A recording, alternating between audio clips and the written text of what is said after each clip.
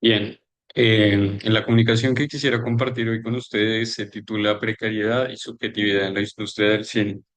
El objetivo de la presentación es dar a conocer un enfoque distinto de la precariedad, no tanto como se suele analizar en la sociología a partir de las condiciones de trabajo o de la norma de empleo, sino centrándose sobre todo en entenderla como una forma de subjetivación, una manera de comprender y de estructurar una subjetividad que parte de un gobierno de los afectos y que atraviesa la incertidumbre y la falta de condiciones estructuradas que permiten conseguir un trabajo. Y esta condición es muy importante porque es estructural, sobre todo en las formas de producción del cine, en el trabajo por proyectos, en la idea de que a través de una serie de filiaciones y de apoyos en un futuro eventualmente cercano o lejano, se podría tener acceso a un futuro más esperanzador, más alentador. Los materiales que he utilizado un poco para estructurar esta reflexión forman parte del grupo de investigación PARCAR de la Universidad Complutense de Madrid, en las que hemos estado trabajando en un proyecto sobre las ambivalencias, las paradojas de los afectos en las industrias creativas. Y puntualmente nos hemos enfocado en un grupo de más o menos 25 entrevistas en el grupo del cine. Bien, quisiera comenzar en primer lugar hablando de un marco teórico, explicar por qué hay una dimensión de subjetividad y de subjetivación en la precariedad que permite dar cuenta de sí mismo, por qué es de carácter afectivo. Hablar también un poco de la esperanza, de cómo se vivencia este afecto con respecto a qué pasará en el futuro, la incertidumbre de cuál será el trabajo por venir. Y después, posteriormente, enfocarme en el análisis de un verbatim que permite captar ambos matices, ambas expresiones o diferencias en torno a cómo se vive la esperanza. Bien, en primer lugar, me gustaría destacar que esta precariedad es ante todo una forma de gubernamentalidad, es decir, en el sentido Foucaultiano es una de las maneras de gobernar al sujeto, ya no de forma externa a través de normas que se le imponen de manera exógena, sino más bien un gobierno de la normalización, del aseguramiento que se da a través del gobierno de las conductas, de cómo se comportan los individuos y de cómo dan cuenta de sí mismos con instituciones cada vez más frágiles, en instituciones que se empiezan a fragmentar y que ya no tienen continuidad, no tienen manera de regularizarse, es muy común que se hable más bien de una posible autodeterminación, de una elección personal y de que las instituciones empiecen a gobernar a los individuos desde sus capacidades de encontrar una vocación, pero al mismo tiempo hacerse totalmente responsables de garantizar a través de su profesión, de aquello que los motiva y los apasiona, cierta seguridad económica. Esto lo descubren, bueno, lo formulan Pence, sobre todo a partir del estudio de la burocracia y cómo es cada vez menos tradicional, menos de crear protocolos estandarizados y de comenzar a buscar la vocación, aquello que tiene de singular cada empleado, recomendarle sus propias estrategias, ver sus fortalezas, hablar en términos de desempeños personales y ya no tanto de seguimiento de protocolos y de reglas. Por lo tanto, es una forma de gobierno que parte de la singularidad, que tiene siempre una escucha profunda, activa, por cuál es ese carácter auténtico de cada uno. Este elemento lo retoma Judith Butler y Isabel Lorey en dos obras en las cuales reformulan un poco el concepto de la precariedad al ampliarlo como una manera de subjetivar, es decir, las normas y las representaciones de quién es precario, de quién está viviendo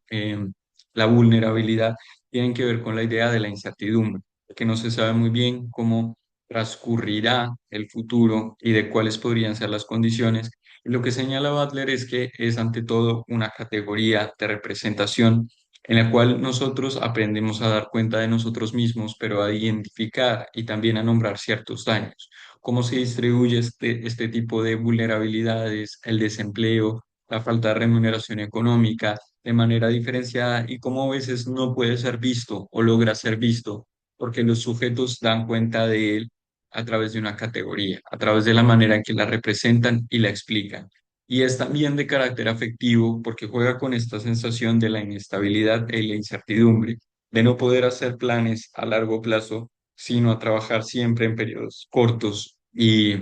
realmente cortos de tiempo. E Isabel Rey añade, además a esta representación, que estos riesgos ya no son una anomalía, ya no son una excepción a la regla de la seguridad, sino que son la estructura a partir de la cual se gobierna en el neoliberalismo, a partir de la idea de que el individuo tiene que personalizar e individualizar estos riesgos, tiene que ver en esta inestabilidad una oportunidad, una manera de confrontar estos desafíos para posicionarse activamente en el mercado y competir contra otros individuos. Ya no se garantiza una cierta estabilidad y una regulación, sino que la falta de estructura y la flexibilización juega como la condición que utiliza el sujeto. Por eso se ha dicho que es el sujeto emprendedor la epítome de esta forma de, de racionalizarlo. Hablamos sobre todo de una especie de cálculo estratégico que ya no puede actuar con garantías hacia el futuro y que tiene que asumir la responsabilidad de mejorar sus propias habilidades, sus contactos, las personas con las que trabaja, conseguir visibilidad y de esta manera es un emprendedor que se distancia de las garantías y de las instituciones y pretende que a través de la competencia de mercado pueda adquirir un cierto beneficio que eventualmente en el futuro le permita tener una posición más estratégica y una posición mejorada. Se trata además de una idea importante y es que tal vez esta racionalidad del emprendedor, del emprendimiento de sí mismo, comienza a conquistar y a colonizar otras formas de la racionalidad, otras maneras de entender y empieza a verse en una ética del capitalismo donde se insta a las personas, se las llama a buscar su singularidad, su autenticidad, sus propias destrezas, pero al mismo tiempo ocurren ciertas tensiones y ciertas contradicciones que plantean una resistencia a esta ética del sujeto emprendedor. Entonces, dentro de las entrevistas en las que hemos estado trabajando acerca del cine, uno de los conceptos más útiles para entender cómo se estructura la esperanza es la idea del hope labor, la idea de que el trabajo gratuito, que solamente se hace por experiencia y que no es remunerado, funciona con la esperanza futura de que eventualmente se llegará a alcanzar un salario, una mejor posición, pero al mismo tiempo se legitiman largos periodos iniciales, pequeñas etapas en las cuales el trabajo gratuito está normalizado, la falta de contratación, la falta de condiciones formales, y todo esto hace que los individuos tengan que actuar siempre de manera inmediata. Es una agencia, una forma de acción en la cual se restringen todas las posibilidades de planear a futuro y se decide invertir, en primer lugar, en formación de habilidades, en segundo lugar, en establección de conexiones y de redes, y sobre todo bajo la idea de un sacrificio inicial. Todo esto plantea la idea de que el reconocimiento es diferido, que la llegada del éxito tiene que ser esperado, pero que al mismo tiempo el individuo solo tiene el tiempo presente para gestionar ese riesgo y esa falta de garantía sobre el futuro. Se separa de alguna manera la diferencia entre un trabajo gratuito, un trabajo remunerado y lo que podría leerse como un trabajo de generar visibilidad, crear recursos, participar en proyecciones de cine, colaborar con otros artistas, pasa a ser nombrado como una manera de colaboración. Pero al mismo tiempo, esta idea de la esperanza como hope labor, como manera de emprender para enfrentar el riesgo, se contrapone a otro tipo de esperanza que hemos ido identificando en algunas de las entrevistas y que tiene que ver con un sentido de la esperanza que fue tomado de la sociología médica, no tanto cuando se espera superar la precariedad, en el sentido de que habrá un momento en el que las condiciones mejoren, sino que se identifica que el sector estructuralmente, en general, siempre se mantiene por esta temporalidad, esta inestabilidad, y que al asumir esto, muchos de los artistas lo que deciden hacer es construir redes de colaboración, de cooperación, que se nombran como formas de reciprocidad. Ya no es tanto una idea de posicionamiento estratégico en el futuro, sino que lo que se espera es que en el futuro otros artistas nos brinden un apoyo mutuo como les hemos brindado en otras ocasiones. También es solidario y es común que se suele dirigir a fines políticos, a fines de integración social y que de esta manera, aun cuando ya no se puede superar la precariedad, hay un aliciente, hay una motivación para continuar produciendo y creando arte. Bien, lo que me gustaría plantear a partir del análisis de uno de los verbatims es que realmente ambas nociones de esperanza se contraponen y al mismo tiempo se solapan. Es decir, no se excluyen entre sí, sino que se presentan siempre unidas y esto plantea una especie de paradoja, enunciados en los cuales a veces se habla de lo esperado, del futuro, como una manera de contribuir solidariamente, como una forma de ayuda y en ocasiones como una necesidad de posicionarse estratégicamente para conseguir redes, para conseguir visibilidad, para conseguir recursos, pero que siempre en estos solapamientos no desaparecen del todo. Y ese es el punto importante, que de alguna manera la racionalidad emprendedora no logra anular por completo otras maneras en que es nombrada y vivida la esperanza. No toda forma de esperanza es hope labor, pero también de alguna forma los discursos y las representaciones que se hacen de la esperanza, de la superación de la precariedad, incentivan y motivan el trabajo gratuito y lo invisibilizan, lo naturalizan. En este tipo de contradicciones y en este tipo de tensiones a partir de la esperanza se pueden ver de forma importante cómo estas formas de subjetivación son contradictorias, pero las contradicciones nos permiten entender que la racionalidad emprendedora, al mismo tiempo que coloniza, empieza a generar una serie de contradicciones en los enunciados y en las maneras de nombrar y de vivir los afectos. Entonces, quisiera para concluir la presentación mostrarles un pequeño análisis de uno de los verbatims que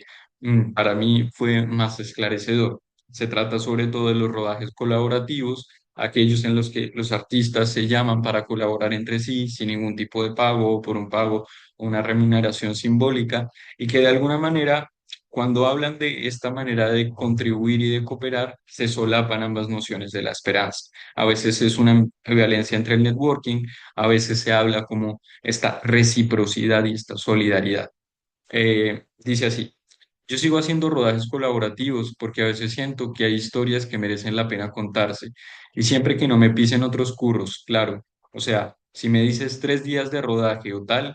te llaman para una publi y te pagan no sé cuánto, yo digo, a ver, lo siento mucho, pero tengo una enfermedad que es que quiero comer 3 veces al día. Entonces, sí, el tema de rodajes colaborativos, yo sigo haciéndolos, sobre todo por impulsar a gente que todavía está como llegando a subir. Y porque después ese tipo de rodajes pues molan, porque dices, estoy aquí porque me gusta y es otra sensación. No es llegas, terminas y dices, guau, mi cartera llena, a casa. No, no te llena la cartera, te llena el corazón si lo eliges. De alguna manera, se solapan ambas nociones y ambas visiones de la esperanza. Había resaltado con azul aquellas que se plantean como esta esperanza colaborativa, que se cree que algunas historias merecen ser contadas porque valen la pena, pero al mismo tiempo entra una tensión, que es esta idea de, pero si me ofrecieran algo de dinero, entonces yo tendría que irme a trabajar en la publicidad o tendría que hacerlo, porque de alguna forma tengo una enfermedad que es que quiero comer 3 veces. Es bastante llamativo la idea de comer, de condiciones de trabajo dignas, se perciba también un poco en esta ironía de comer 3 veces al día. Y al mismo tiempo, cuando se habla de posicionar a alguien, se utiliza la expresión llegar a ayudarle a subir,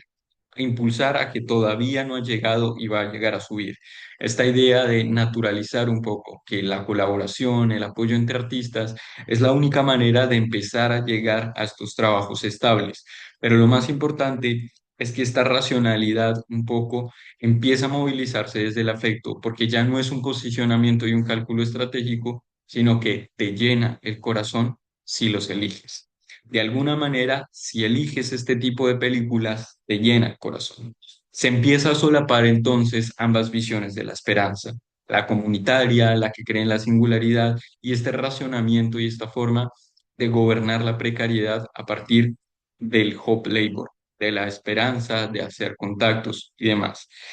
Yo quería plantear simplemente para terminar que esta manera de analizar la precariedad permite ver que en las contradicciones y en las formas de enunciar, a veces de una forma muy diferente, la esperanza o cómo se van superponiendo, se puede dar cuenta de una subjetividad que es ambivalente, que es contradictoria y que es paradójica Y en ese sentido, vale la pena analizar cómo se construyen este tipo de subjetividades a partir de las nociones o comprensiones de lo paradójico.